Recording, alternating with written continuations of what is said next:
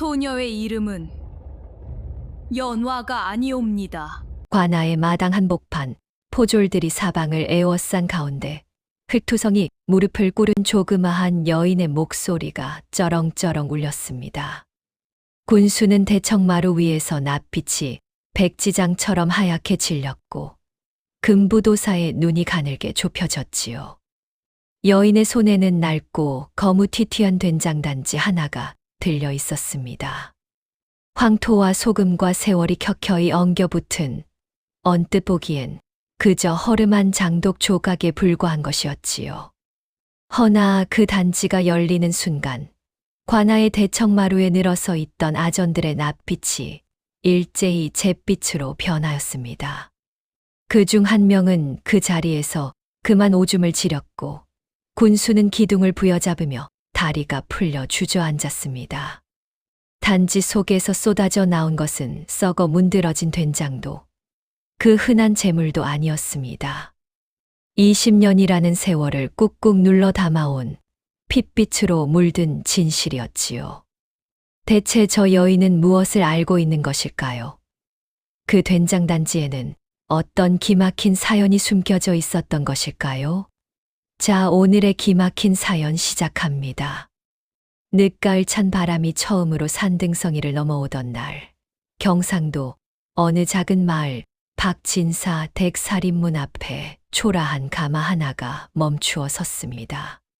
가마채를 맨 일꾼 둘의 집신이 황토 먼지를 일으키며 삐걱거렸고 그 뒤를 짐꾼 하나가 등짐을 지고 터벅터벅 따라왔지요. 짐이라 해봐야 변변치 않았습니다. 낡은 보자기 하나, 삼배 보따리 하나, 그리고 칠넝쿨로 동여맨 크고 묵직한 된장단지 하나가 전부였으니까요. 마을 사람들은 울타리 너머로 목을 빼고 구경하였습니다. 새 며느리감이 들어온다더니 산 것도 아닌 것이 저토록 살림이 홀가분하다며 수군거리는 소리가 사방에서 들려왔지요. 가마에서 내린 여인은 연화라 하였습니다. 나이는 22이라 하였으나 그 눈빛만큼은 역합절은 더 살아온 사람처럼 깊고 고요하였지요. 볕에 살짝 그을린 뺨과 흠 없이 단정한 이마, 그리고 옷고름 끝에 살며시 달린 낡은 옥빛 놀이개 하나. 허름한 차림새에 비하여 유독 그 놀이개만은 정갈하고 고왔으니 보는 이마다 한 번씩 눈길을 주었습니다. 시어머니 최 씨가 살인문 앞에 버티고 서서 위아래를 훑어보았습니다. 최 씨는 팔도에서 손꼽히는 까다로운 성품으로 마을에서 이미 며느리 셋을 내쫓은 전력이 있는 분이었습니다. 그러나 아들 박서방이 하도 간절히 조른 끝에 마지못해 허락한 혼사였기에 기왕 들어온 며느리를 당장 쫓아낼 수도 없는 노릇이었지요. 최 씨의 시선이 마지막으로 된장단지에 가서 딱 멈추었습니다. 자네가 끝까지 들고 온 게 고작 저 낡은 단지 하나냐 하고 코웃음을 치는 최 씨에게 연화는 눈을 내리깔지도 주눅이 들지도 않은 채 조용히 고하였습니다.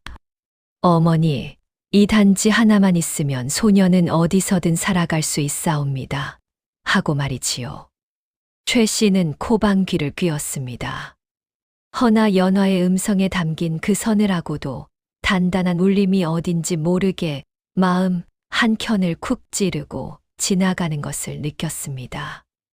달포가 지나고 두 달이 지나도록 연화는 군말 없이 집안일을 거들었고 새벽이면 가장 먼저 일어나 부뚜막에 불을 지폈으며 저녁이면 가장 나중에 눕는 사람이 되었습니다. 그러나 이상한 일이 하나 있었지요. 연화는 가져온 된장단지만큼은 부엌 아랫목 구석에 깊숙이 들여놓고 그 어떤 경우에도 뚜껑을 열지 아니하였습니다. 최 씨가 처음에는 집안에 된장이 떨어졌다며 눈치를 주었으나 연화는 고개를 조아리며 어머니, 그 단지만큼은 소녀가 직접 지켜야 하옵니다. 하고 물러서지 않았습니다. 최 씨가 버럭 화를 내며 그것이 사람의 도리냐고 소리를 높이면 연화는 그 자리에서 무릎을 꿇고 두 손을 모으되 단지에 대한 이야기만은 끝내 입을 닫았지요.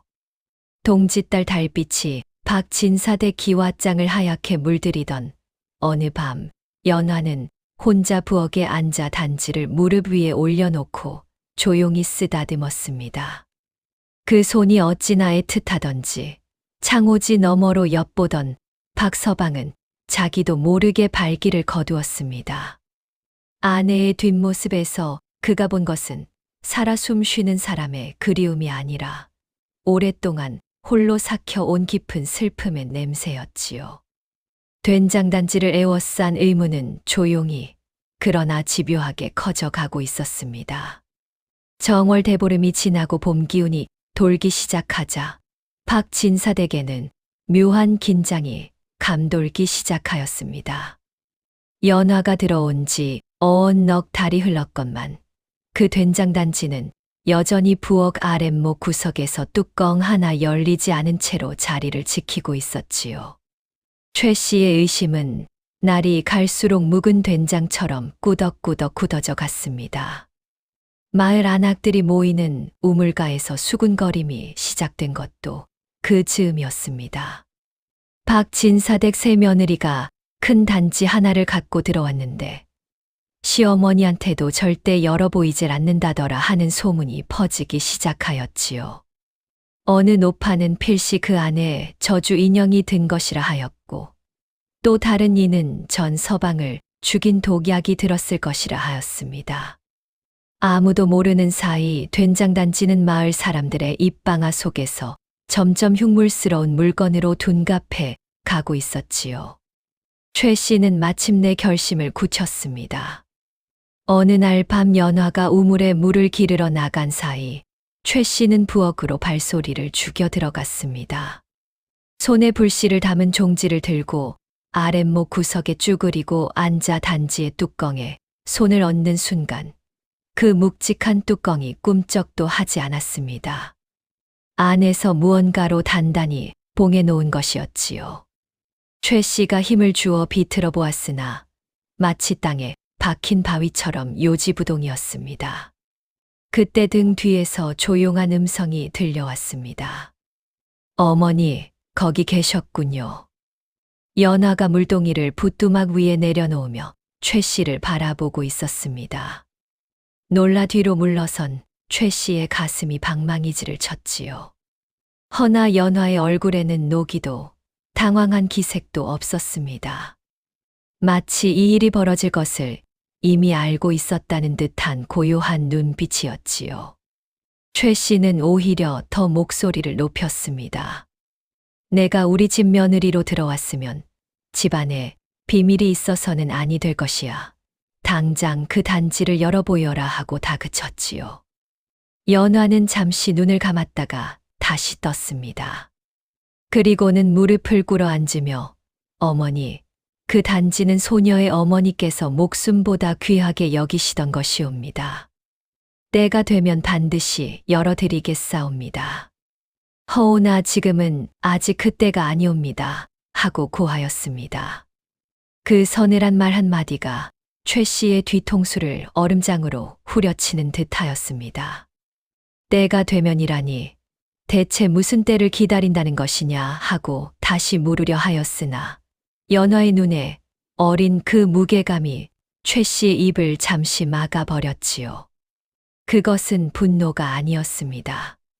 슬픔도 아니었습니다. 평생 홀로 무언가를 버텨온 사람만이 가질 수 있는 뼈 속까지 사가 내린 기다림의 빛이었지요. 결국 최 씨는 발을 구르며 방으로 들어가 버렸습니다. 혼자 남은 연화는 된장단지 앞에 다시 쭈그려 앉아 손바닥으로 그 차가운 표면을 한참 쓰다듬었습니다. 옷고름 끝에 옥빛 놀이개가 흔들리며 부엌 굴빛을 받아 희미하게 반짝였지요. 연화의 입술이 소리 없이 달싹였습니다. 어머니, 조금만 더 기다려 주십시오. 아직은 아닙니다. 하고 말이지요. 이윽고 봄비가 내리기 시작하였습니다. 처마 끝에서 떨어지는 빗방울이 부엌 대도를 하나씩 두드리는 소리가 마치 땅속 깊이 잠든 무언가가 서서히 깨어나는 소리처럼 들려왔습니다. 봄비가 거치고 모내기철이 찾아왔습니다. 사람들이 논두렁 사이를 바삐 오가는 계절이 되면 마을의 소문 역시 들판의 잡초처럼 무성하게 자라나는 법이지요. 박진사댁 된장단지를 둘러싼 이야기는 어느새 마을 경계를 훌쩍 넘어 읍내 저작거리까지 흘러들어가고 있었습니다. 소문은 날이 갈수록 살이 붙었습니다.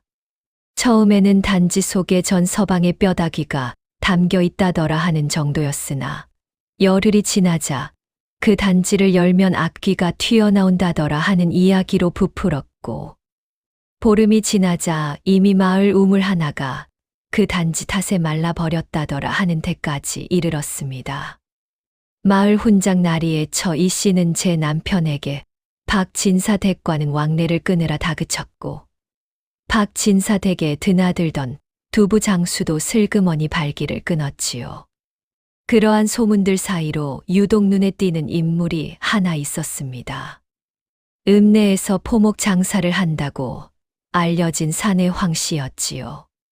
그는 마을을 드나들며 된장단지 이야기를 누구보다 열심히 퍼뜨리고 다녔는데, 그 눈빛이 어딘지 장사꾼의 것이 아닌 무언가를 캐내려는 자의 날카로움을 품고 있었습니다.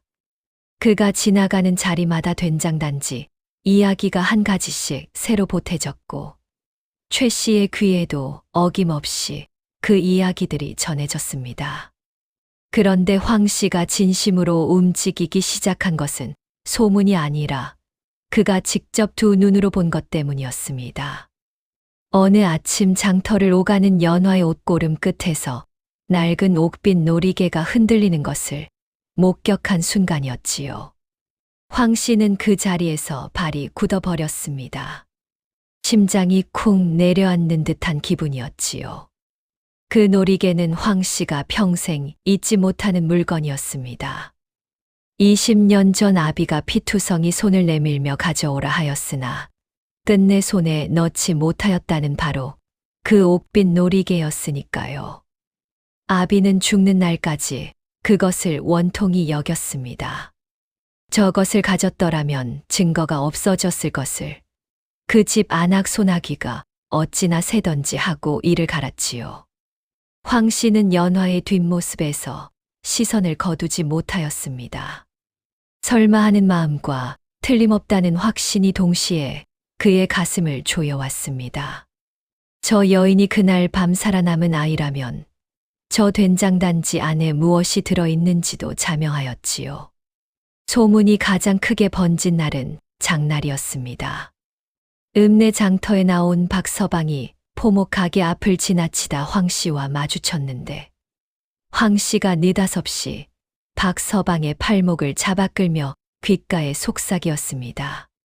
서방님, 소인이 아는 바로는 그 단지가 예사 물건이 아니라 하옵니다. 혹시 따님의 친가에 대해 아는 것이 있으신지요? 하고 말이지요. 박서방은 등골이 오싹해지는 것을 느꼈습니다. 연화에 대해 그가 아는 것은 많지 않았습니다. 혼담을 넣은 중매쟁이는 연화가 일찍이 부모를 여인 산골 처녀라고만 하였고, 연화 본인은 고향에 대한 이야기를 한 번도 먼저 꺼낸 적이 없었지요. 황 씨가 왜 연화의 친가를 묻는 것인지 그 속내를 알 길이 없었습니다. 박서방은 얼버무리며 자리를 피하였지만 집으로 돌아오는 내내 발걸음이 무거웠습니다. 그날 밤 박서방은 연화에게 조심스레 물었습니다. 자네 친정이 어딘가 하고 말이지요. 연화는 한동안 말이 없다가 불씨를 살피는 척 고개를 부뚜막 쪽으로 돌리며 낮게 대답하였습니다. 산 너머 작은 마을이었사옵니다. 이제는 아무것도 남지 않은 곳이지요. 하고 말이지요. 그 목소리에는 눈물 한 방울 담기지 않았으나 오히려 그 담담함이 박서방의 가슴을 무겁게 짓눌렀습니다. 한편 황 씨는 그날 밤 장터 뒷골목의 허름한 주막 안쪽 방에서 마주 앉은 사내에게 낮고 빠른 음성으로 보고를 올렸습니다. 분명 이 마을이 맞습니다. 단지도 확인하였고 여인의 옷고름에 달린 놀이개도 눈으로 보았습니다. 주인 날이 이제 어찌하오리까 하고 말이지요. 마주 앉은 사내가 관복 소매자락을 여미며 술잔을 내려놓는 소리만이 차갑게 울렸습니다. 그 얼굴은 갓 아래 깊이 가려져 있었으나 고울 관아의 인장이 찍힌 폐가 허리춤에서 은근히 빛났지요. 기다리는 것으로는 아니 되겠다. 저 계집이 스스로 단지를 열게 만들어야 한다. 그 사내가 낮고 서늘하게 말하였습니다. 황 씨가 고개를 들었지요. 어찌하면 되겠사옵니까? 하고 물었습니다. 사내의 입가에 가느다란 웃음이 스쳤습니다. 가장 소중한 것이 위태로워야 사람은 움직이는 법이지. 박진사댁 우물을 지나치느냐 하고 물었지요. 황 씨는 잠시 숨을 고른 뒤 천천히 고개를 끄덕였습니다. 이튿날 새벽 황 씨는 품속에 작은 약봉지 하나를 집어넣고 주막 문을 나섰습니다. 그것은 당장 죽이는 독이 아니었습니다. 마을 의원도 고개를 갸웃거릴 만큼 서서히 열을 올리며 사람을 쓰러뜨리는 성질의 것이었지요. 마을의 봄밤은 개구리 소리로 가득하였습니다. 허나 박진사댁 부엌 아랫목에 앉은 된장단지 주변에는 눈에 보이지 않는 어떤 서늘한 기운이 소리 없이 좁혀오고 있었습니다. 여름 장마가 시작되고 사흘째 되던 밤이었습니다. 빗줄기가 지붕을 두드리는 소리가 북소리처럼 울리는 가운데 박진사댁 안방에서 갑작스러운 신음소리가 새어나왔습니다. 최 씨가 갑자기 자리에 들어 누운 것이었지요. 아침부터 안색이 좋지 않으시더니 저녁 무렵부터는 몸을 가누지 못할 만큼 열이 치솟았습니다. 박서방이 황급히 마을 의원을 불러왔으나 의원은 고개를 갸웃거리며 한마디를 내뱉었습니다. 열이 이렇게 오를 까닭이 없는데 이것은 음식이나 물 쪽에서 뭔가 들어온 것 같소. 하지만 어떤 독인지는 내 능력 밖의 일이오 하고 말이지요. 그 말을 듣는 순간 연화의 등에서 식은땀이 흘렀습니다. 연화는 부엌으로 나가 아침 우물물을 길어 온 항아리를 살폈습니다. 항아리 바닥에 가라앉은 것들을 손끝으로 건드려 냄새를 맡았지요. 희미하지만 분명하게 느껴지는 낯선 쓴내가 있었습니다. 어머니께서 서찰에 적어두셨던 독초의 냄새였지요. 어머니의 서찰 속 처방전이 약재뿐 아니라 독에 대한 기록도 담고 있었던 것은 바로 이런 날을 대비하셨기 때문이었습니다. 누군가 우물에 손을 댄 것이었습니다. 연화는 이를 지그시 깨물었지요. 황 씨가 더 이상 기다리지 않고 직접 손을 쓰기 시작하였다는 뜻이었습니다. 연화는 한동안 말없이 시어머니의 이마를 짚어보더니 이윽고 자리에서 일어나 부엌으로 향하였습니다. 박서방이 뒤따라가 보니 연화는 처음으로 그 된장단지 앞에 무릎을 꿇고 두 손을 모으고 있었습니다. 입술이 소리 없이 달싹이다가 이윽고 멈추었습니다. 연화는 눈을 감았습니다. 어머니의 손이 생각났지요. 이 단지의 아가리를 한지로 꼭꼭 눌러붙이던 그 손, 마지막 날 밤 불빛 아래서 서두르듯 바쁘게 움직이던 그 손 말이지요. 그 손이 봉인을 다지던 날, 어린 연화는 항아리 뒤에 오그리고 앉아 그 손등을 바라보았습니다.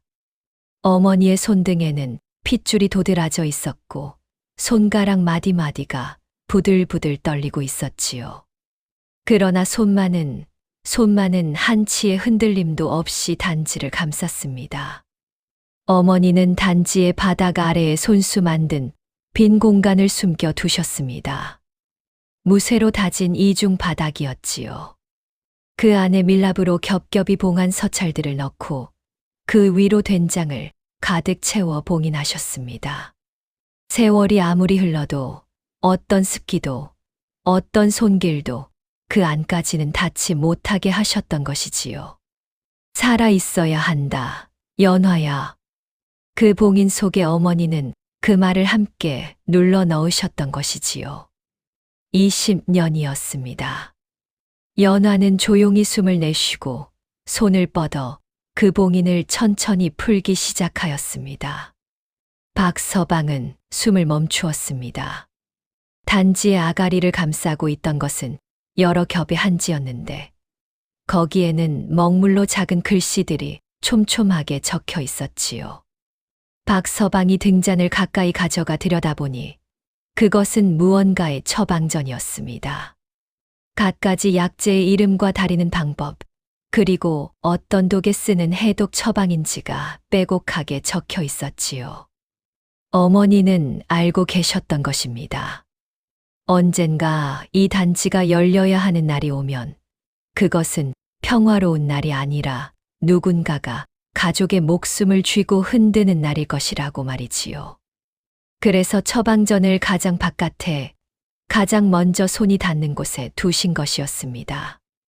된장 위에 덮인 그 한지들이 하나씩 벗겨지자 잘 삭은 된장의 속살이 드러났습니다. 연화는 된장을 조심스럽게 걷어냈습니다. 그리고 단지 안쪽 깊숙이 손을 집어넣어 바닥을 더듬었지요. 손끝에 무언가 단단한 것이 닿았습니다. 된장과는 다른 차갑고 매끄러운 감촉이었지요.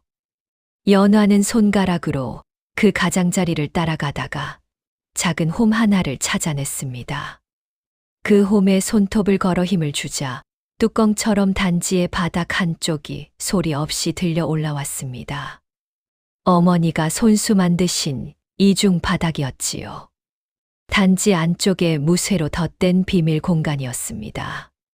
된장의 수분도 세월의 습기도 그 안까지는 끝내 스며들지 못하였습니다. 그 속에는 두꺼운 밀랍으로 겹겹이 봉해진 납작한 꾸러미가 들어 있었습니다. 연화는 떨리는 손으로 그것을 꺼내 밀랍을 조심스레 벗겨냈지요. 드러난 것은 납작한 서찰 뭉치와 그 아래에 나란히 놓인 나무 호패 하나였습니다. 연화는 서찰을 품에 끌어안은 채 한동안 움직이지 않았지요. 박서방은 아내의 등이 가늘게 떨리고 있음을 보았습니다. 그것은 추위 때문이 아니었습니다. 연화는 먼저 처방전에 적힌 대로 약재를 골라 다리기 시작하였습니다. 부엌에 한약 냄새가 가득 퍼지는 동안 연화의 손놀림은 한치의 흐트러짐도 없이 능숙하였지요. 마치 수백 번은 해본 일처럼 말이지요. 한 시즌쯤 지났을까 연화가 사발에 담아 올린 탕약을 마신 최 씨는 날이 밝기도 전에 열이 뚝 떨어졌습니다. 눈을 뜬 최 씨가 멀뚱히 연화를 바라보다가 내가 고쳤느냐 하고 물었습니다. 연화는 고개를 조아렸습니다. 소녀의 어머니께서 남기신 방문이옵니다 하였지요. 최 씨는 한동안 말이 없었습니다. 그러다가 처음으로 연화를 가만히 바라보며 낮게 물었습니다. 내 어미가 어떤 분이었느냐 하고 말이지요. 연화의 눈빛이 한순간 흔들렸습니다. 그러나 이내 다시 고요해지며 훌륭한 분이셨사옵니다. 다만 억울하게 돌아가셨지요. 하고 짧게 대답하였습니다. 연화는 그 말을 내뱉으며 속으로 이를 악물었습니다. 어머니는 이미 알고 계셨던 것이었습니다. 단지를 여는 날이 오면 그것은 싸움의 시작임을.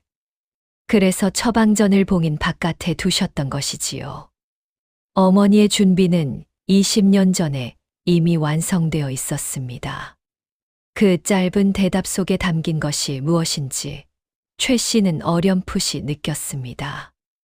동시에 된장 단지 안에서 꺼내어진 서찰 뭉치가 연화의 품에서 빳빳하게 자리 잡고 있음을 눈여겨보았습니다. 최 씨는 그 서찰에 대해 묻지 않았습니다. 그러나 그것이 범상치 않은 물건임을, 그리고 연화가 이 집에 온 까닭이 단순히 박서방의 아내가 되기 위함만은 아닐지도 모른다는 것을 묘하게 직감하였지요. 빗소리가 조금씩 잦아드는 새벽, 연화는 혼자 부엌에 남아 된장단지 앞에 다시 앉았습니다. 꺼낸 서찰들을 하나씩 손끝으로 어루만지며 중얼거렸습니다. 어머니, 이미 시작된 것이었군요. 소녀가 준비되길 기다린 것이 아니라 저들이 먼저 움직인 것이었사옵니다. 하고 말이지요. 옥빛 놀이개가 새벽빛을 받아 조용히 빛났습니다. 그것은 결심의 빛이었습니다. 장마가 그치고 뜨거운 여름 볕이 내리쬐기 시작하던 어느 오후였습니다. 박진사댁 살인문 밖에서 요란한 말발굽 소리가 울리더니 관복을 입은 나졸셋이 먼지를 일으키며 들이닥쳤지요. 이 집 며느리 연화를 즉시 관하로 데려오라는 사또의 명이 떨어졌다는 것이었습니다. 마당에서 빨래를 널던 최 씨가 손에 들고 있던 잠방이를 땅에 떨어뜨렸습니다. 박서방은 대청마루에서 내려와 나졸들의 앞을 막아섰습니다. 우리 집 안악이 무슨 일로 관아에 불려 간단 말이오 하고 다그쳤으나 나졸들은 눈 하나 깜짝하지 않았습니다. 사또의 명인이 군말 말고 따르시오 하며 연화를 애워쌌지요. 연화는 부엌 문 앞에 서서 이미 그들이 오는 것을 보고 있었습니다. 놀란 기색이 없었습니다. 마치 이 순간이 오리라는 것을 오래전부터 알고 있었다는 듯 조용히 앞치마를 벗어 부엌 문고리에 걸고 옷매무새를 다듬었지요. 그리고 품 안에 서찰 뭉치를 단단히 여몄습니다. 옥빛 놀이개가 저고리 단으로 살며시 들어갔습니다. 나리들 잠시만 기다려 주십시오 하고 연화가 조용히 청하였습니다. 나졸들이 못마땅한 듯 발을 구르는 사이 연화는 된장단지 앞에 마지막으로 무릎을 꿇었습니다. 이제 가겠습니다. 어머니 하고 낮게 속삭인 뒤 자리에서 일어나 스스로 나졸들의 앞에 섰지요. 박서방이 연화의 소매자락을 붙들었습니다. 내가 따라가겠소 하고 하였으나 연화는 고개를 저었습니다. 서방님은 여기 계십시오. 어머니를 부탁드립니다. 하고 말이지요. 그 눈빛이 어찌나 차분하고 단단하던지 박서방은 그만 손을 놓고 말았습니다. 연화가 나졸들에게 이끌려 살인문을 나서는 것을 보며 최 씨는 처음으로 며느리의 이름을 입 밖에 냈습니다. 연화야 하고 불렀지요. 연화가 돌아보았습니다. 최 씨는 무슨 말을 해야 할지 몰라 한동안 입만 달싹이다가 겨우 몸조심하거라 하고 내뱉었습니다. 연화는 빙긋 웃었습니다. 그것은 이 집에 들어온 이후 최 씨가 처음 본 연화의 미소였지요. 한편 연화가 불려 간관하는 심상치 않은 분위기였습니다. 사또 정군수는 평소 온화한 인물로 알려진 자였으나 그날만큼은 대청마루 위에 딱딱하게 굳어앉아 이마에 땀을 흘리고 있었지요. 그의 곁에는 한양에서 내려왔다는 금부도사 한 사람이 서늘한 눈으로 앉아 있었습니다. 연화가 마당에 끌려 들어오자 금부도사의 눈이 날카롭게 좁혀졌습니다. 그의 시선은 연화의 얼굴에서 잠시 머물다가 이내 그녀의 옷고름 쪽으로 내려갔습니다. 저고리 기단에 놀이개가 숨겨져 있음을 알아챈 것인지 그의 입가에 보일 듯 말 듯 한 냉소가 스쳤지요. 그 눈빛이 말하고 있었습니다. 이자는 연화가 누구인지 이미 알고 있다고 말이지요.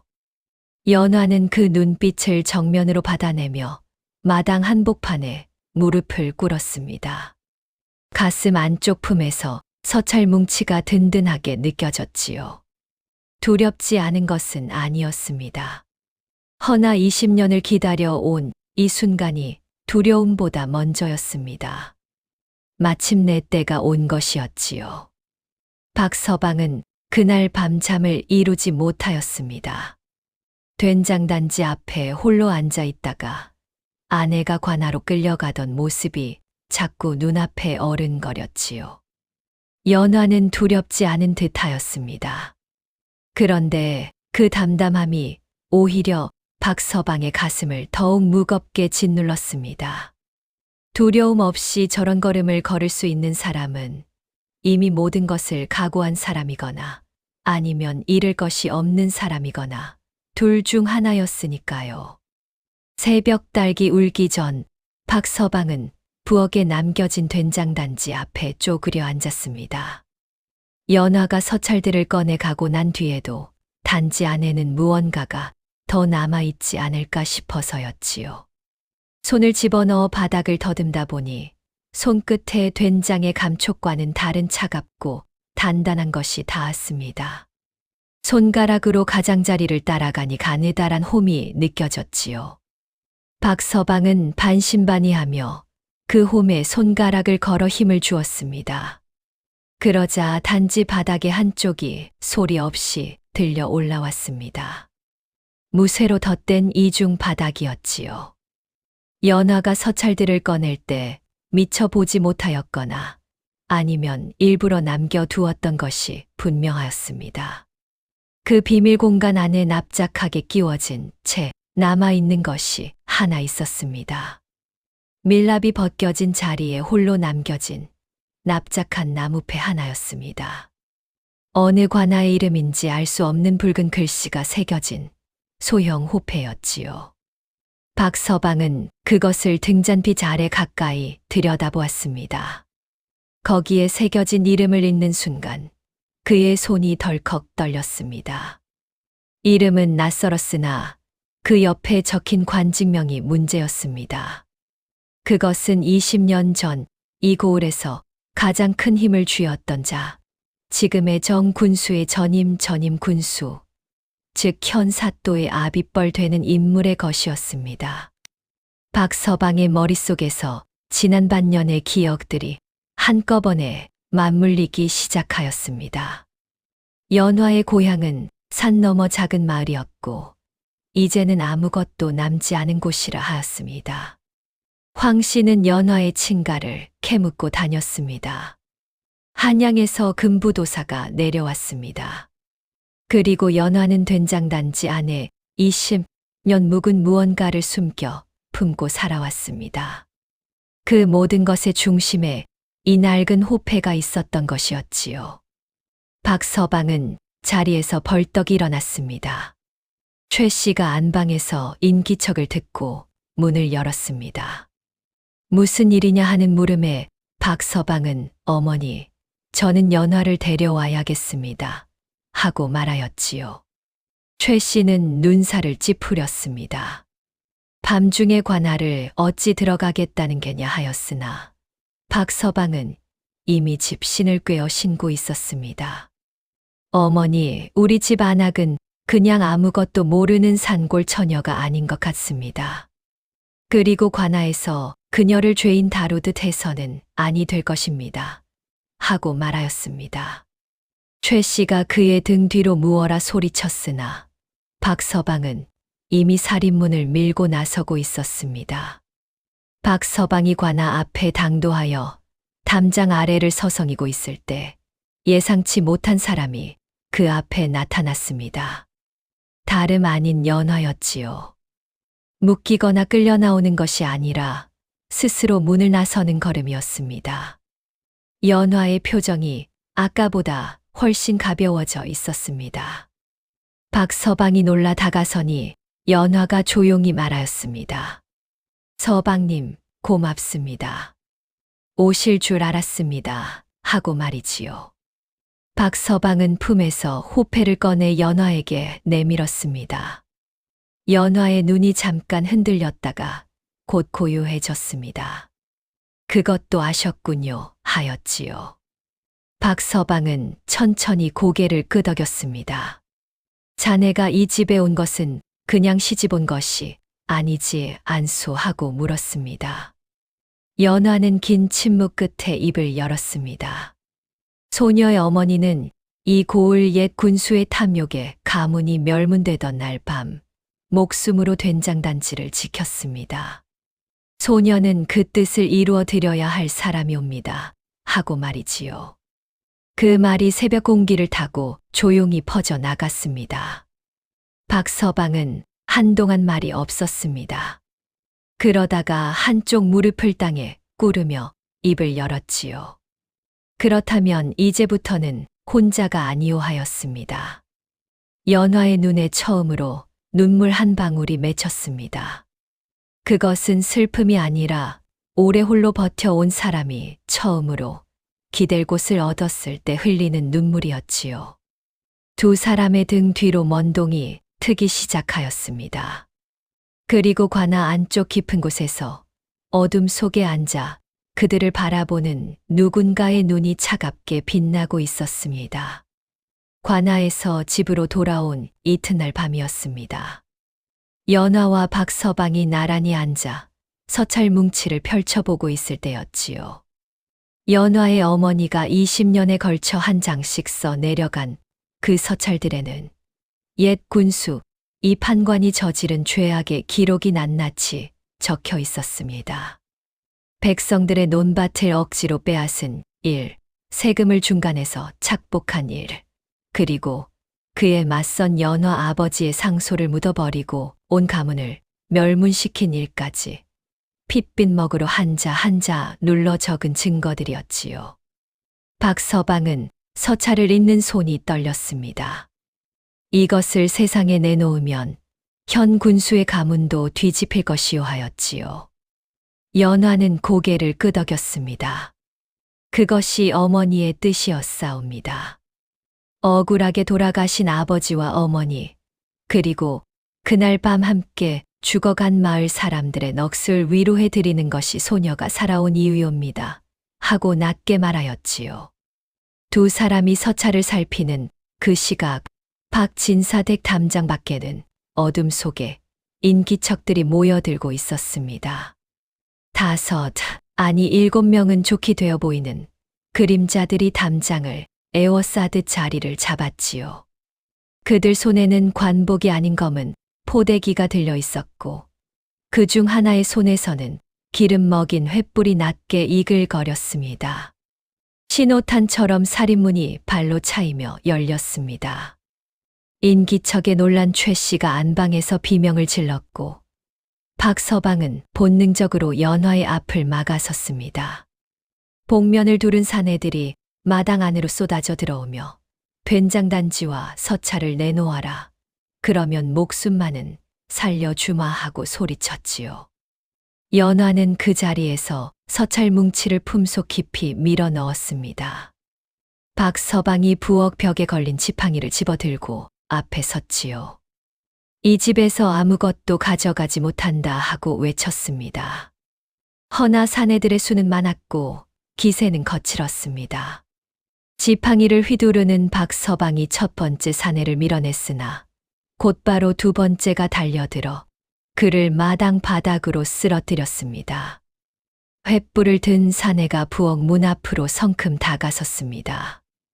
된장단지를 부수고 불을 질러버리면 그만이었지요. 횃불이 처마 쪽으로 올라가는 순간 연화가 벌떡 일어나 목청껏 외쳤습니다. 불이야, 불이야 하고 말이지요. 칠흑 같은 한밤에 터진 그 외침이 마을 전체를 뒤흔들었습니다. 담장 너머 이웃집에서 불빛이 켜지고 사람들이 뛰쳐나오는 기척이 들렸지요. 복면 사내들이 당황하며 눈짓을 주고받았습니다. 마을 사람들이 몰려오기 시작하자 그들은 횃불을 던지듯 땅에 꽂고 뿔뿔이 흩어졌습니다. 다행히 불씨는 흙 위에서 꺼졌습니다만 마당 곳곳에 발자국과 핏자국이 어지럽게 남았지요. 최 씨가 달려 나와 쓰러진 박서방을 부둥켜 안으며 통곡하였습니다. 연화는 무너진 살인문을 등지고 서서 가쁜 숨을 고르며 품속의 서찰을 확인하였습니다. 다행히 온전하였지요. 그때 달빛 아래서 마당을 살피던 연화의 눈에 땅에 박힌 횃불 자루가 들어왔습니다. 자루에는 작은 낙인이 찍혀 있었지요. 그것은 관아의 물자 창고에서만 쓰는 표식이었습니다. 이 습격이 민간인의 지시 아님을 관아 안에 누군가가 배후에 있음을 연화는 그 순간 분명히 알았습니다. 습격이 있던 다음 날 박서방은 온몸이 성한 곳이 없었습니다. 최 씨가 시퍼렇게 멍든 아들의 팔다리에 약을 바르며 눈물을 훔치는 동안 연화는 마당 구석에 홀로 앉아 옥빛 놀이개를 손바닥 위에 올려놓고 오래도록 바라보고 있었지요. 그 눈빛이 어찌나 아련하던지 안방 문틈으로 며느리를 살피던 최 씨는 아무 말도 하지 못하고 그냥 문을 닫았습니다. 저녁 무렵 박서방이 연화의 곁으로 와서 나란히 앉았습니다. 그 놀이개는 어머님 것이었소 하고 조심스레 물었지요. 연화는 잠시 손 안에 놀이개를 가만히 쥐었다가 천천히 입을 열었습니다. 소녀가 9살이던 해 겨울이었사옵니다. 그 전날까지도 아버지께서는 밥상 앞에서 웃고 계셨는데 이튿날 밤 갑자기 낯선 사내들이 살인문을 박차고 들이닥쳤지요. 연화는 그날의 일을 담담한 음성으로 풀어놓았습니다. 어린 연화를 된장 항아리 뒤에 숨겨 두신 어머니는 단지의 뚜껑을 닫으시면서 마지막으로 이 놀이개를 연화의 손에 쥐어주셨다 하였지요. 연화야, 살아있어야 한다. 이 단지 안에 있는 것들이 너를 지켜줄 것이다. 그리고 때가 되면 내가 이 단지 안에 있는 것들로 세상을 지켜야 한다 하시고는 돌아서셨다 하였습니다. 그런데 그 순간이었습니다. 사내들 중 하나가 부엌으로 뛰어들며 어머니의 손목을 낚아채었지요. 그자는 옷고름에 달린 놀이개를 보자마자 손을 내밀었습니다. 그것을 내놓아라. 그것이 증거다 하고 소리쳤지요. 어머니는 뺏기지 않으려 놀이개를 쥔 손을 뒤로 감추었습니다. 사내와 어머니가 몸싸움을 벌이는 그 찰나 된장 항아리 뒤에 웅크린 어린 연화는 두 눈을 꼭 감고 손바닥에 놀이개를 더욱 깊이 파묻었지요. 어머니가 이미 놀이개를 딸의 손에 쥐어주셨다는 것을 그 사내는 끝내 알지 못하였습니다. 어머니는 빈손인 채로 끌려 나가셨고 그것이 어머니의 마지막이었지요. 연화는 된장 항아리 속에 오그라든 채 밤새 소리 없이 울었습니다. 새벽이 되자 마을은 재와 피로 뒤덮여 있었고 살아남은 사람은 연화 하나뿐이었지요. 연화는 놀이개를 손에 쥔 채 된장단지를 등에 짊어지고 산을 넘었습니다. 9살 아이의 등에 매달린 된장단지가 얼마나 무거웠겠습니까? 허나 연화는 그것을 단 한 번도 내려놓지 않았습니다. 박서방은 이야기를 듣는 내내 주먹을 쥐었다 폈다 하였습니다. 이윽고 낮은 목소리로 물었지요. 그래서 이 고을로 시집을 온 것이요. 처음부터 이 고을로 오기 위하여 하고 말이지요. 연화는 고개를 끄덕였습니다. 소녀 혼자였다면 관아의 문을 두드릴 방도가 없었사옵니다. 하오나 이 고을 사람의 며느리가 되면 자연스럽게 때를 기다릴 수 있을 것이라 생각하였지요. 서방님께는 처음부터 이 사실을 말씀드렸어야 하였는데 그러지 못하여 송구하옵니다 하고 말하였습니다. 박서방은 한동안 아무 말도 하지 않았습니다. 마당 끝에서 저녁 바람이 불어왔지요. 이윽고 그가 입을 열었습니다. 송구할 것 없소. 다만 한 가지만 물어봅시다. 자네는 이 일이 끝나고 나서 이 집에 남을 것이오 하고 물었습니다. 연화는 그 말에 잠시 눈을 내리깔았습니다. 그것은 연화가 한 번도 스스로에게 물어본 적 없는 질문이었지요. 이 일이 끝난 다음이라는 세계를 연화는 한 번도 상상해 본 적이 없었던 것입니다. 오직 이 일을 이루어야 한다는 것만을 생각하며 살아왔으니까요. 연화의 눈에 고인 것을 보고 박서방은 더 이상 묻지 않았습니다. 그저 그녀의 곁에 말없이 앉아 있었지요. 어느덧 밤이 되었고 하늘에는 별들이 가득하였습니다. 연화의 손 안에서 옥빛 놀이개가 별빛을 받아 은은하게 빛났습니다. 마치 어머니가 그 안에 아직 살아 계신 것처럼 말이지요. 습격 이후 박진사댁은 한동안 조용하였습니다. 허나 그 조용함은 폭풍 전의 고요였지요. 박서방은 매일 아침 일찍 일어나 마을 안을 살피고 다녔습니다. 낯선 사람이 마을을 서성이지는 않는지, 이웃들 사이에 수상한 움직임이 없는지 눈여겨보았지요. 연화는 그 사이 서찰 뭉치를 두 벌로 필사하여 하나는 밀랍으로 다시 봉이 난 뒤 된장단지, 이중 바닥 안에 도로 넣어두고 하나는 박서방의 허리춤 깊숙한 주머니에 꿰매 넣었습니다. 사흘이 지난 날 오전이었습니다. 박서방이 마을 어귀를 돌다가 장터 쪽 골목에서 뜻밖의 광경을 목격하였지요. 황 씨가 관아에서 나오는 포졸 하나와 담벼락 뒤에서 무언가를 주고받고 있었던 것입니다. 주고받은 것은 꽤 묵직해 보이는 전대였지요. 황 씨의 손이 전대를 받아들며 슬며시 품 안으로 집어넣는 순간 박서방의 머릿속에서 모든 것이 맞아떨어졌습니다. 황 씨였습니다. 처음부터 연화의 된장단지를 눈독들이고 그녀의 정체를 캐내어 관아의 고에 바친 것도 황 씨였지요. 마을에 소문을 퍼뜨리고 연화의 친가를 캐묻고 다니던 그 포목 장수가 관아의 금부도사와 내통하는 첩자였던 것입니다. 박서방은 발길을 돌려 집으로 달려왔습니다. 연화에게 이 사실을 전하자 연화는 크게 놀라지 않았습니다. 짐작은 하고 있었사옵니다 하고 말하였지요. 어머니의 서찰에 당시 밀고자의 이름이 하나 적혀 있었는데 황 씨의 아비 이름이었사옵니다. 그리고 소녀가 이 마을에 처음 들어서던 날 황 씨가 유독 놀이개의 시선을 고정하였던 것이 기억에 남았사옵니다. 그것은 처음 보는 물건을 신기해하는 눈빛이 아니었지요. 잃어버린 것을 다시 발견한 자의 눈빛이었습니다. 그 순간 소녀는 직감하였지요. 저자가 그날 밤 어머니의 손목을 잡아채던 그 사내의 핏줄임을 하고 낮게 말하였습니다. 20년 전 연화 아버지의 상소를 관아에 밀고 하여 가문의 멸문을 도운 자가 황 씨의 아비였고 그 아비가 끝내 손에 넣지 못한 놀이개를 아들이 20년이 지나서야 다시 마주친 것이었습니다.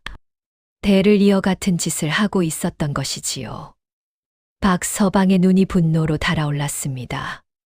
당장 저놈을 붙들어 혼을 내주겠소 하고 일어서는 그를 연화가 소매자락을 잡아 멈추었습니다.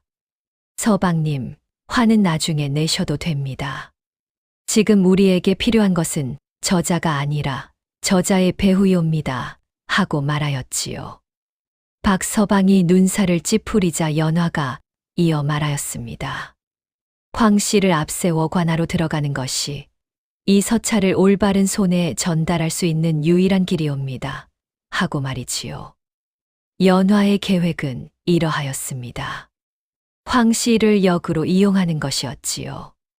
황 씨가 관아와 내통하고 있다면 그를 통하여 연화가 관아에 스스로 나타나는 것처럼 꾸밀 수 있었습니다.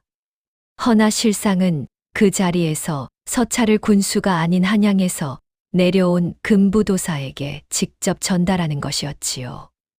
금부도사가 한양의 명을 받아 내려온 것이라면 현 군수의 세력이 쉬이 덮어버리지 못할 것이었습니다. 박서방은 한참을 생각하다가 고개를 끄덕였습니다. 위험하오 하고 한마디를 덧붙였지요.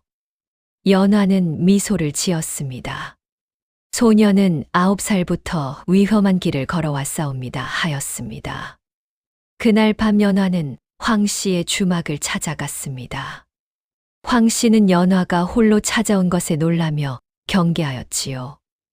연화는 조용히 앉아 말하였습니다.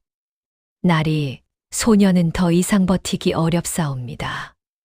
관아에 직접 나가 서찰을 내놓겠사오니 자리를 마련해 주십시오 하고 말이지요. 황 씨의 눈에 탐욕의 빛이 번뜩였습니다.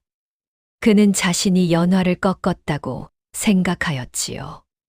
그러나 연화의 옷고름 안에서 옥빛 놀이개가 조용히 빛나고 있었습니다. 그것은 굴복의 빛이 아니라 결전을 앞둔 자의 고요한 눈빛이었습니다. 황 씨가 연화를 관아에 넘긴다는 소식은 이튿날 아침 일찍 박서방의 귀에 먼저 들어왔습니다. 연화가 스스로 황 씨를 찾아가 자수하겠다는 뜻을 전한 것이 불씨가 되어 관아에서는 그날 오전 안으로 연화를 공식으로 포박하여 끌고 오라는 명을 내렸지요. 이번에는 지난번처럼 간단히 불러들이는 것이 아니었습니다. 죄인의 형식을 갖추어 포승으로 묶어 오라는 것이었습니다. 최 씨가 그 말을 듣자마자 부엌으로 달려왔습니다. 연화야, 이게 대체 무슨 일이냐 하고 며느리의 손을 덥석 잡았지요. 이것이 이 집 며느리 노릇이냐? 내가 끌려가면 우리 집은 어찌 되는 것이냐 하고 따지는 시어머니의 눈에서 눈물이 주르르 흘렀습니다. 연화는 그 손을 두 손으로 감싸 쥐었지요. 어머니, 걱정 마십시오. 소녀는 반드시 살아서 돌아오겠습니다. 하고 말하였습니다. 최 씨는 하고 싶은 말이 더 있는 듯 입술을 달싹였습니다. 그러다가 이내 고개를 돌리고는 아랫목 쪽으로 걸어가더니 자신이 쓰던 두툼한 솜저고리를 꺼내왔습니다. 관아 마당은 한여름에도 그늘이 져서 냉하다더라 하며 연화의 어깨에 둘러주었지요. 연화는 그 순간 눈물이 터질 것 같아 고개를 숙였습니다. 그 솜저고리가 된장단지 다음으로 무거운 것이라는 것을 연화는 알았지요. 포졸 4명이 박진사댁 마당으로 들어선 것은 해가 중천에 뜰 무렵이었습니다. 이번에는 포승줄을 들고 왔지요. 박서방이 분연히 앞을 막아서려 하자 연화가 먼저 손을 내밀었습니다. 스스로 포승을 받아들인 것이지요. 포졸들이 당황한 기색으로 줄을 묶는 사이 연화는 된장단지 쪽으로 마지막으로 한 번 고개를 돌렸습니다. 어머니, 이제 진짜 때가 되었습니다. 하고 입 안으로 중얼거렸습니다. 된장단지는 부엌 아랫목에 말없이 앉아 있었지요. 20년을 그 자리에서 기다려온 것처럼 아무 말 없이 그저 묵직하게 자리를 지키고 있었습니다. 연화가 포졸들에게 이끌려 살인문을 나서자 마을 사람들이 하나둘 골목으로 나와 구경하였습니다. 수군거리는 소리가 들렸지요. 역시 그 단지에 뭔가 있었다더니 죄를 짓고야 말았구만 하는 소리도 들렸습니다. 연화는 그 소리들을 들으며 시선을 정면에 고정한 채 걸었습니다. 포승에 묶인 손 안에서 옥빛 놀이개가 매달려 흔들렸습니다. 관아 마당에 들어서자 상황이 달라져 있었습니다. 지난번에는 금부도사가 군수의 곁에 앉아 있었는데 이번에는 군수가 없고 금부도사가 단독으로 대청마루 위에 앉아 있었지요. 그리고 그의 뒤에 한양 어영청 군복을 입은 군사 셋이 서 있었습니다. 연화는 그것을 보는 순간 가슴이 뛰었습니다. 이 금부도사는 군수와 한패가 아니었습니다. 그는 군수를 감시하러 내려온 자였던 것이지요. 금부도사는 연화를 내려다보며 입을 열었습니다. 내가 스스로 서찰을 가져왔다 하니 기특하구나. 어서 내놓아라 하였지요. 연화는 무릎을 꿇고 앉았습니다. 그리고 품 안에 서찰 뭉치를 꺼내기 전에 고개를 들어 금부도사의 눈을 똑바로 바라보며 말하였습니다. 나리, 이 서찰을 받으시기 전에 먼저 소녀의 말을 들어주실 수 있으시겠사옵니까? 하고 말이지요. 금부도사의 눈썹이 꿈틀하였습니다. 마당 안의 공기가 팽팽하게 당겨졌지요. 금부도사가 연화의 말을 들어주겠다고 한 것은 아니었습니다. 허나 그가 입을 다물고 시선을 거두지 않은 것이 연화에게는 충분한 신호였지요. 연화는 천천히 숨을 고르고 입을 열었습니다.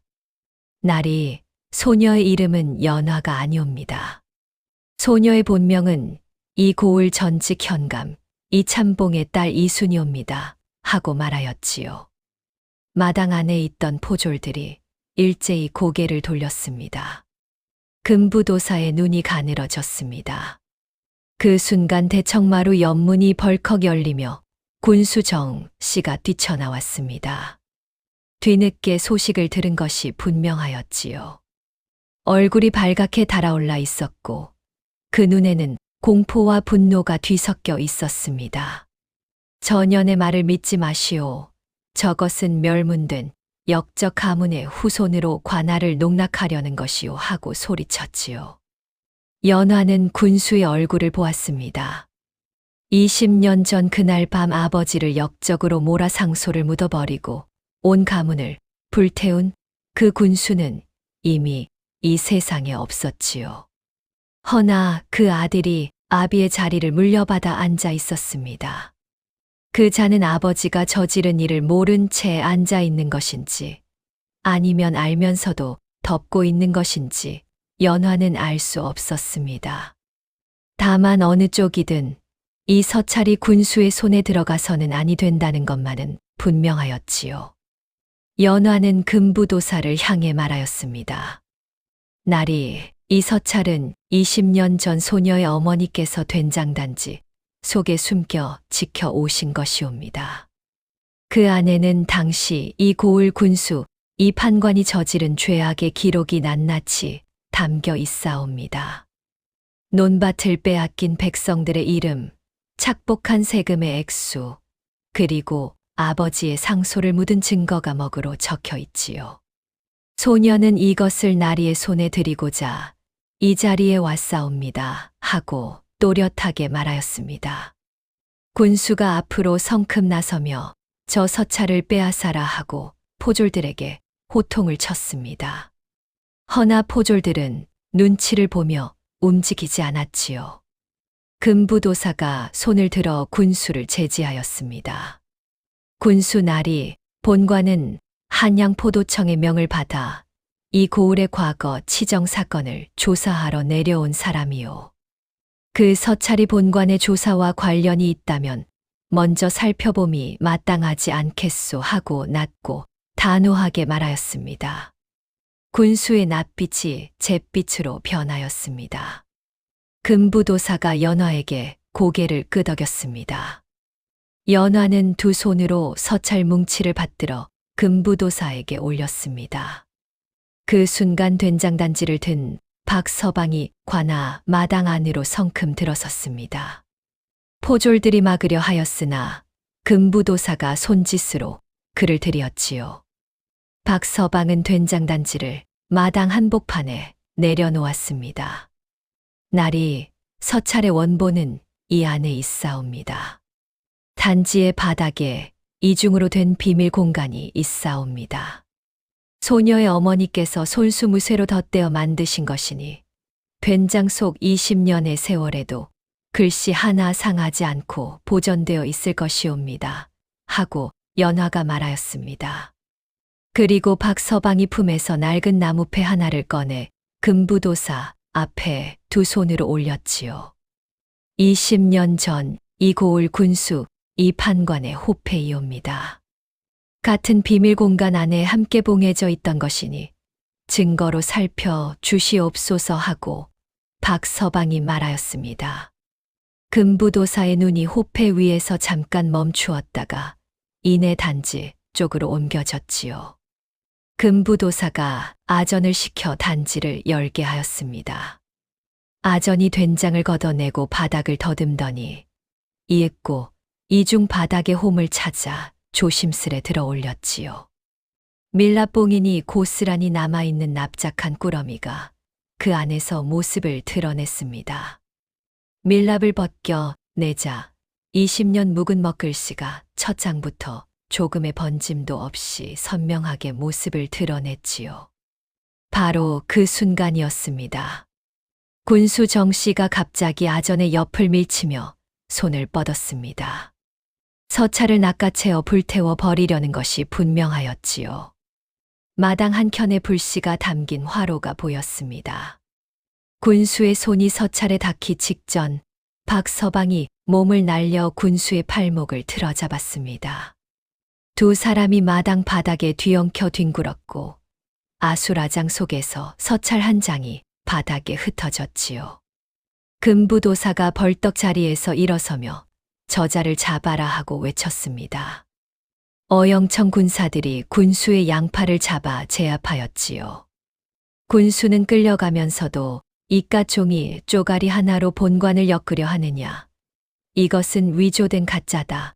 역적 가문의 후손이 꾸며낸 거짓이다 하고 발버둥치며 소리쳤습니다.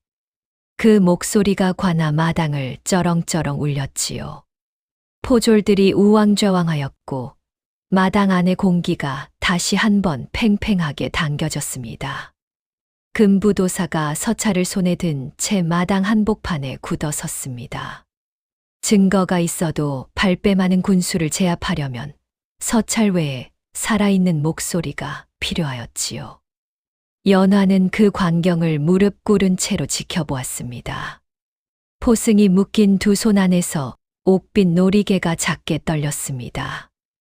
어머니 보고 계십니까? 하고 연화는 입 안으로만 중얼거렸습니다. 군수가 위조라고 발버둥치는 소리가 제 가시기도 전이었습니다. 관아문 바깥에서 발소리가 우르르 울려왔지요. 포졸들이 허겁지겁 막아서려 하였으나 고을 백성들이 문을 밀치고 마당 안으로 쏟아져 들어왔습니다. 허리가 굽은 노인들이 지팡이를 짚고 그 뒤로 장정들이 따라 들어왔지요. 앞에 선 노인 하나가 땅이 꺼지도록 무릎을 꿇으며 금부도사를 향해 고하였습니다. 날이 소인들은 20년 전 이 고을에서 논밭을 빼앗긴 백성들이옵니다. 저 서찰이 위조라 하시면 소인들이 여기 서 있는 것 자체가 증거이옵니다. 소인의 논은 4, 5대를 이어온 조상 전래의 땅이었으나 이 판관이 세금을 내지 못하였다는 거짓 구실을 붙여 하루아침에 빼앗아 갔지요. 그 억울함을 상소하려 하였더니 이 참복나리께서 먼저 나서 주셨사옵니다. 그리고 그 뒤로 이 참복나리 가문이 어떻게 되었는지는 이 마당에 서 계신 나리들도 들으셨을 것이옵니다. 하고 떨리는 목소리로 말하였습니다. 노인들이 하나둘 목이 메어가는 가운데 관아문 앞에서 또 다른 발소리가 들렸습니다. 이번에는 한 여인이었지요. 최 씨였습니다. 박서방이 집을 나선 뒤 뒤따라 달려온 것이 분명하였습니다. 그녀의 치맞춤이 흙먼지에 엉망이 되어 있었고 흰 머리카락이 헝클어져 뺨을 가리고 있었지요. 포졸들이 막아섰으나 최 씨는 팔을 뿌리치며 마당 안으로 들어섰습니다. 최 씨는 연화의 앞으로 성큼 나아가 무릎을 꿇었습니다. 그리고 연화와 자신 사이를 막아서듯 금부도사를 향해 두 손을 모았지요. 날이 소인은 이 아이의 시어미이옵니다. 소인이 여태 이 아이를 못되게 굴었사온데 이 아이가 소인에게 해를 끼친 적은 단 한 번도 없었사옵니다.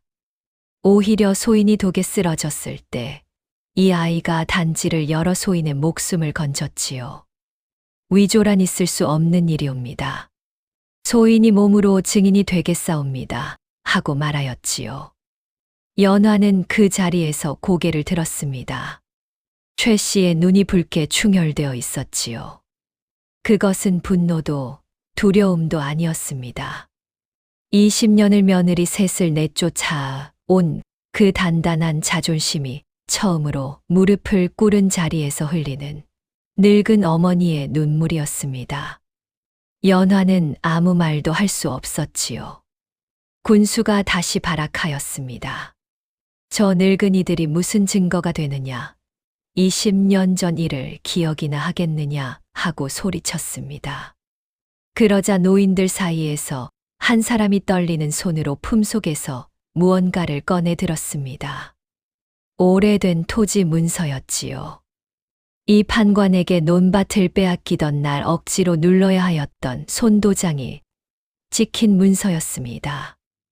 여기 소인의 이름이 있사옵니다. 이 서찰에 적힌 이름과 대조해 보시옵소서 하고 그 노인이 금부도사에게 두 손으로 올렸지요. 금부도사가 서찰과 토지 문서를 번갈아 들여다보았습니다. 그의 눈빛이 달라졌습니다. 서찰 속 이름이 하나씩 불일치 없이 맞아떨어지고 있었습니다. 마당 안의 공기가 싸늘하게 굳었지요. 군수가 입을 열려 하였으나 아무 말도 나오지 않았습니다. 금부도사는 두 번째 장을 펼쳤습니다. 세 번째, 네 번째 장이 넘어갈수록 그의 눈빛에 묵직한 무게가 실려갔습니다. 읽는 손이 멈추더니 금부도사가 아전에게 명하였습니다. 이중 바닥 안쪽을 다시 한번 살펴보아라 하였지요. 아전이 비밀 공간 안을 손으로 조심스레 더듬었습니다. 그러다가 무언가에 손이 닿았는지 천천히 끌어내었지요. 그것은 나무로 만든 조그만 패 하나였습니다. 낡고 닳았으나 그 위에 새겨진 붉은 인장은 또렷하였지요. 밀랍봉인 덕분에 20년의 세월을 티 하나 없이 버텨온 것이 분명하였습니다. 금부도사가 그것을 들어 가까이 보더니 손이 멈추었습니다. 그의 입에서 짧고 낮은 숨이 새어 나왔습니다. 이것은 이 판관의 관인이요 하고 금부도사가 낮게 말하였습니다. 당시 이 고을 군수가 백성의 논밭을 빼앗고 세금을 착복한 것을 증명하는 공문에 찍혔어야 할 인장이 된장단지 바닥에서 20년을 잠들어 있었던 것이지요. 군수 정씨가 으하는 신음을 흘리며 다리에 힘이 빠지는 듯 기둥에 더욱 매달렸습니다. 그때 연화가 입을 열었습니다. 날이 서찰의 마지막 장은 소녀의 어머니께서 돌아가시기 전날 밤 쓰신 것이옵니다. 하고 말하였지요. 금부도사가 마지막 장을 펼쳤습니다. 그 한지는 다른 것들과 달리 빛깔이 유달리 어두웠지요. 먹이 아니었습니다. 손가락 끝을 깨물어 쓴 혈서였습니다. 금부도사는 한동안 그 마지막 장에서 눈을 떼지 못하였습니다. 이윽고 그가 천천히 읽어내렸지요. 소녀의 어머니는 그 마지막 혈서에 이렇게 적으셨습니다. 이 서찰들이 세상의 빛을 보는 날, 그것은 내 딸이 살아남았다는 뜻이다. 딸아, 내가 이 나라 백성들의 억울함을 씻어주었으니 이제 두려워하지 말고 살아라 하고 말이지요. 관아 마당이 얼어붙었습니다. 허리가 굽은 노인들이 하나둘 고개를 숙였습니다. 그 어깨들이 소리 없이 들썩였지요. 최 씨도 손으로 입을 틀어막은 채 눈을 감았습니다. 포졸들 사이에서도 고개를 돌리는 자들이 생겨났지요. 연화의 눈에서 눈물이 소리 없이 흘러내렸습니다. 20년 만에 어머니의 목소리를 들은 것과 다름없었지요. 옥빛 놀이개가 눈물방울과 함께 흔들렸습니다. 연화는 그 글씨를 바라보았습니다. 피로 쓴 글씨였으나 한자 한자가 어찌나 또렷하고 단정하던지 마치 어머니께서 이 순간을 위해 마지막 한 방울의 피까지 아끼고 또 아끼셨던 것처럼 느껴졌지요.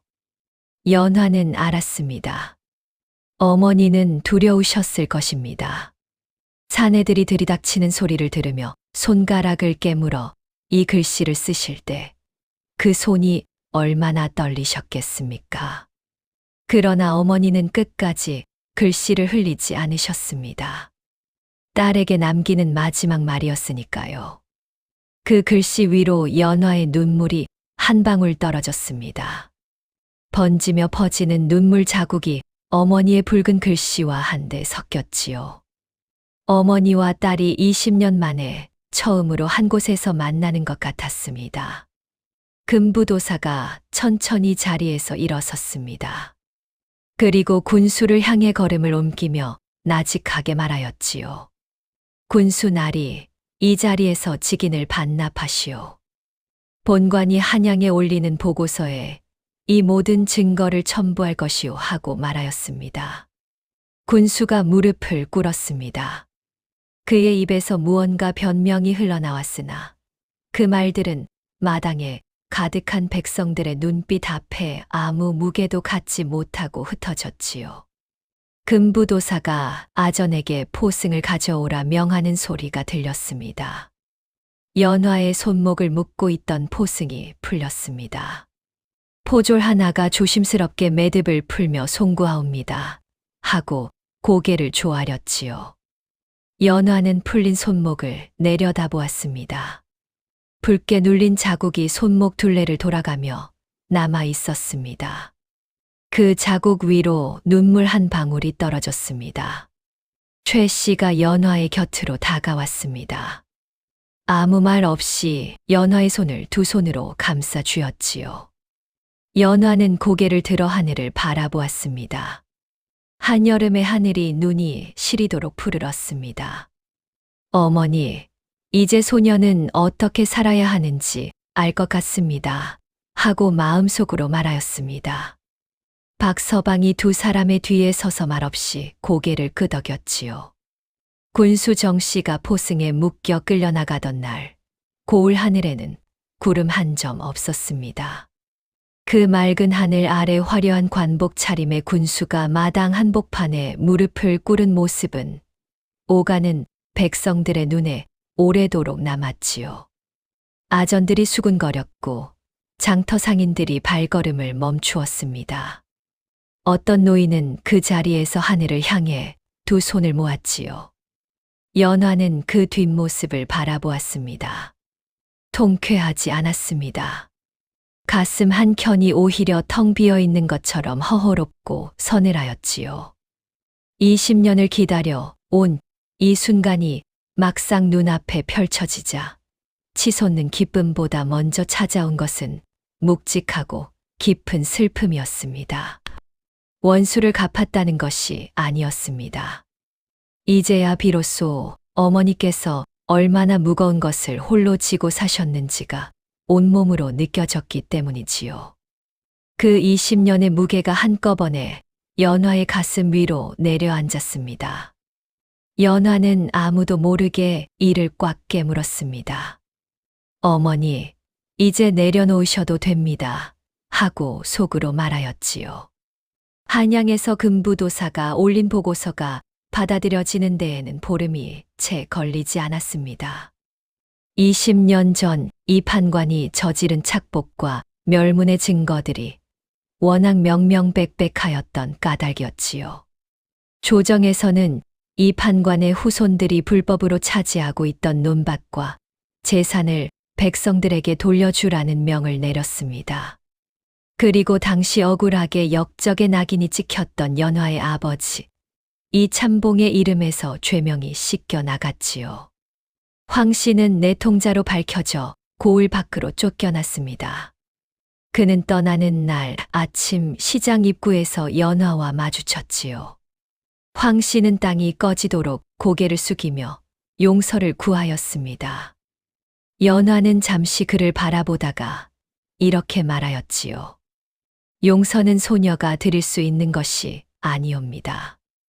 이 고을의 논밭을 빼앗기고 가족을 잃은 분들께 가서 용서를 구하십시오 하고 말이지요. 황 씨는 고개를 들지 못한 채 골목을 빠져나갔습니다. 한편 연화의 아버지가 억울하게 죽었다는 소식이 마을에 퍼지자 뜻밖의 일들이 일어나기 시작하였습니다. 20년 전 그날 밤 함께 논밭을 빼앗겼던 마을 노인들이 하나둘 박진사 댁을 찾아왔지요. 우리도 그날 당신 아비의 상소가 사라진 것을 알았지만 힘이 없어 아무것도 하지 못하였소 하며 눈물을 훔치는 이도 있었고, 당신 어머니가 그 단지를 지키고 있었다는 것을 이제야 알았소 하며 올해 말을 잊지 못하는 이도 있었습니다. 최 씨는 그 노인들이 마당에 들어설 때마다 손수 물을 내왔습니다. 처음에는 어색하고 무뚝뚝하던 최 씨가 노인 하나가 눈물을 훔치며 그날 밤 이야기를 꺼내자 함께 울음을 터뜨렸지요. 그날 이후 최 씨는 연화를 진정한 식구로 대하기 시작하였습니다. 탐욕으로 이 고을을 어둡게 물들였던 이들이 하나씩 자리를 잃고 떠난 자리에 새 군수가 부임해 왔습니다. 새 군수는 첫날 고을을 순시하다가 장터에서 된장단지를 든 연화와 마주쳤지요. 어디서 이런 좋은 된장을 구하셨소? 하고 물었습니다. 연화는 빙긋 웃으며 대답하였지요. 20년 묵은 집 된장이옵니다. 하고 말이지요. 새 군수가 어이없다는 듯 웃었습니다. 20년이라니 그동안 어찌 그것을 지켰소? 하고 물었지요. 연화는 고개를 들어 고을 하늘을 한번 올려다보다가 어머니께서 지키셨지요. 하고 짧게 대답하였습니다. 그리고 말없이 걸음을 옮겼지요. 사필귀정이라는 말이 있습니다. 모든 일은 반드시 그 이치대로 돌아간다는 뜻이지요. 20년의 세월이 흐르는 동안 수십 번의 겨울이 이 고을을 지나갔고 논밭을 빼앗긴 백성들은 살아남기 위해 이를 악물었으며 연화는 된장단지 하나를 등에 지고 산을 넘고 또 넘었습니다. 그 모든 날들이 결국 이 하루를 위한 것이었지요. 탐욕은 20년의 세월을 버티지 못하였습니다. 허나 어머니의 사랑은 된장 속에서도 썩지 않고 20년을 살아남았습니다. 모든 것이 마무리된 뒤 박진사댁에는 비로소 오래된 정적이 내려앉았습니다. 분주하게 드나들던 아전들의 발길이 끊기고 마을 사람들의 수군거림도 잦아들었지요. 가을이 오고 있었습니다. 뜰 안에 감나무의 붉은 감이 하나둘 물들기 시작하였고 아침 공기에는 서늘한 기운이 섞여들었습니다. 연화는 그 가을 어느 날 아침 부엌에서 된장단지를 꺼내 마당으로 가지고 나왔습니다. 박서방이 대청마루 끝에 앉아 그것을 바라보았습니다. 단지를 어찌하려 하오 하고 물었지요. 연화는 된장단지를 마당 한가운데 내려놓고 그 앞에 무릎을 꿇었습니다. 그리고 뚜껑을 열었습니다. 안은 텅 비어 있었습니다. 서찰도, 인장도, 처방전도 모두 제 갈 곳으로 간 뒤였지요. 남은 것은 20년 묵은 된장의 짙은 냄새뿐이었습니다. 연화는 그 냄새를 깊이 들이마셨습니다. 눈을 감았지요. 어딘가에서 어머니의 손냄새가 나는 것만 같았습니다. 박서방이 마당으로 내려와 연화의 곁에 앉았습니다. 두 사람은 한동안 말없이 빈 단지를 바라보았지요. 이윽고 연화가 입을 열었습니다. 서방님, 소녀는 이 단지를 어머니 곁에 묻어드리고 싶습니다. 하고 말하였습니다. 어머니의 무덤이 어딘지는 알 수 없으나 어머니께서 마지막에 서 계셨던 그 자리, 소녀가 9살 때 산을 넘어오면서 마지막으로 돌아보았던 그 고개 너머 말터에 묻고 싶다고 하였지요. 박서방은 잠시 생각하다가 고개를 끄덕였습니다. 같이 가겠소 하였지요. 연화는 그 말에 눈을 가늘게 뜨며 박서방을 바라보았습니다. 고맙습니다 하고 말하였습니다. 그것이 연화가 박서방에게 처음으로 건넨 고맙다는 말이었지요. 최 씨가 안방문을 열고 나왔습니다. 마당을 바라보다가 된장단지를 안고 앉은 연화를 보고는 잠자코 부엌으로 들어갔습니다. 이윽고 무언가를 들고 나왔지요. 그것은 보자기에 싼 음식이었습니다. 길이 멀 것이니 이거라도 싸가거라 하고 연화의 옆에 툭 내려놓으며 아무 일도 아닌 듯 방으로 들어가 버렸습니다.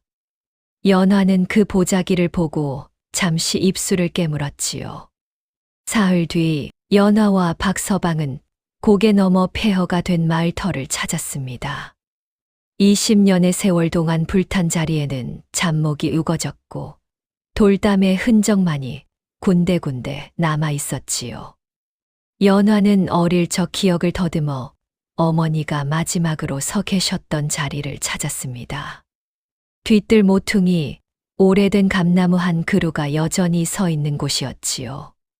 그 나무 아래에 두 사람이 함께 땅을 팠습니다. 된장단지를 구덩이에 내려놓기 전 연화는 마지막으로 뚜껑을 열어 그 안을 들여다보았습니다. 그리고 옷고름에서 옥빛 놀이개를 풀었지요. 평생 품에 달고 살아온 그것을 단지 안에 살며시 내려놓았습니다. 이제 돌려드립니다. 어머니 하고 나지기 말하였습니다. 박서방이 뚜껑을 덮었습니다. 두 사람이 함께 흙을 덮었지요. 감나무 아래에 작은 봉분이 생겨났습니다. 연화는 그 앞에 두 손을 모으고 오래 서 있었습니다. 가을 바람이 감나무 잎을 흔들었고 붉은 감 하나가 스르르 떨어져 봉분 위에 내려앉았지요. 박서방이 연화의 손을 조용히 잡았습니다. 두 사람은 그렇게 나란히 서서 한동안 움직이지 않았습니다.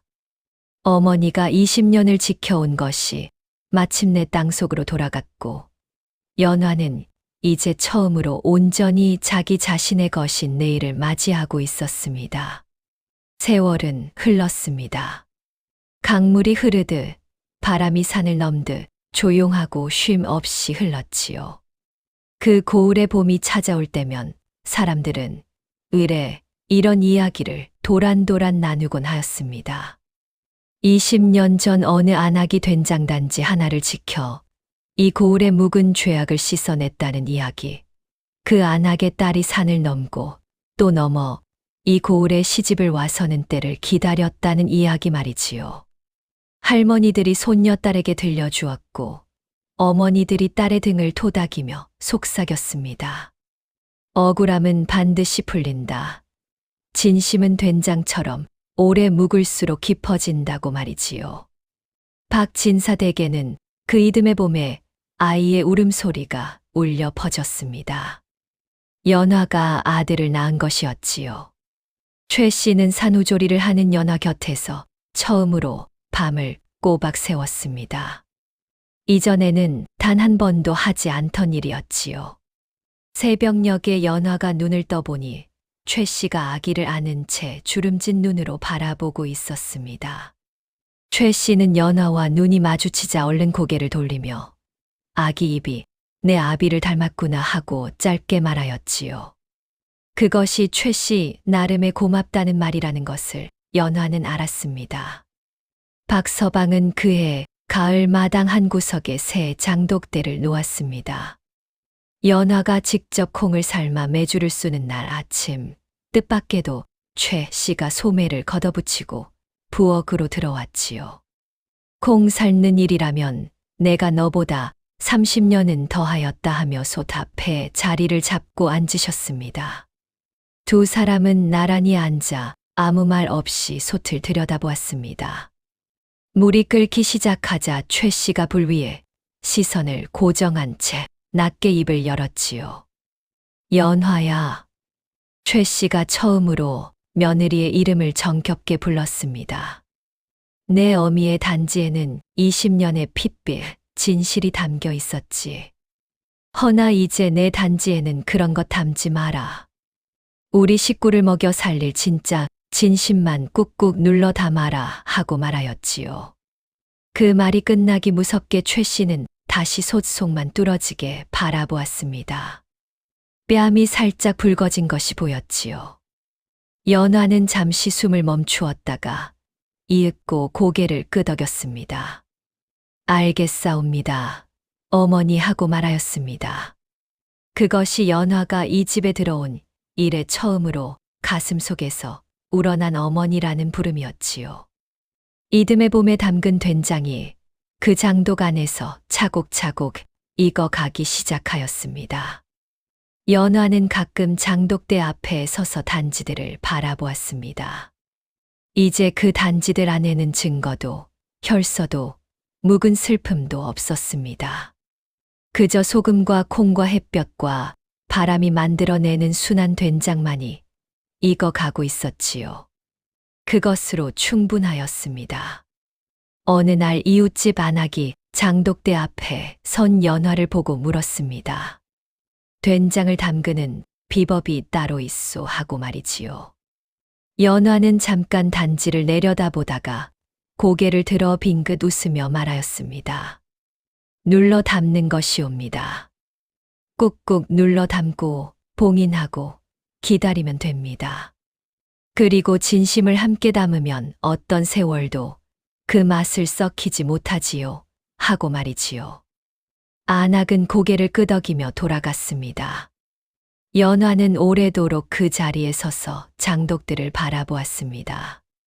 그것이 20년 전 어머니께서 된장단지 하나에 담아 남기신 마지막 비법이었지요. 그리고 지금 이 단지들 안에는 최 씨의 말대로 진짜 진심이 소복하게 담겨 익어가고 있었습니다. 연화의 아들이 걸음마를 배우던 해 조정에서 이 참봉 가문의 복권을 공식으로 선포하는 교지가 내려왔습니다. 연화는 그 교지를 두 손으로 받아 감나무 아래 된장단지가 묻힌 자리로 걸어갔지요. 어머니, 아버지의 이름이 돌아왔습니다. 하고 나직이 말하며 교지를 봉분 위에 살며시 내려놓았습니다. 가을바람이 불어와 교지의 끄트머리를 살짝 들어 올렸다가 내려놓았습니다. 마치 누군가가 고개를 끄덕이는 것처럼 말이지요.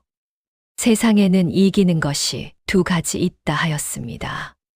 하나는 힘으로 이기는 것이고 또 하나는 끝까지 살아남아 이기는 것이라 하였지요. 연화의 어머니는 된장단지 하나로 20년을 살아남아 끝내 이겼습니다.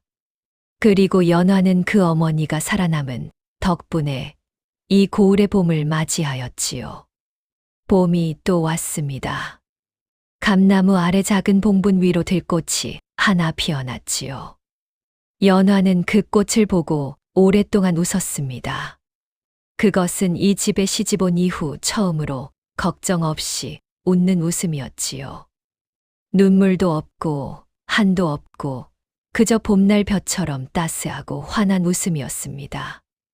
20년을 기다려도 썩지 않는 것이 있다면 그것은 된장이 아니라 어머니의 마음의 것입니다. 된장은 오래 묵을수록 깊어지듯 진심도 기다림도 그러하지요.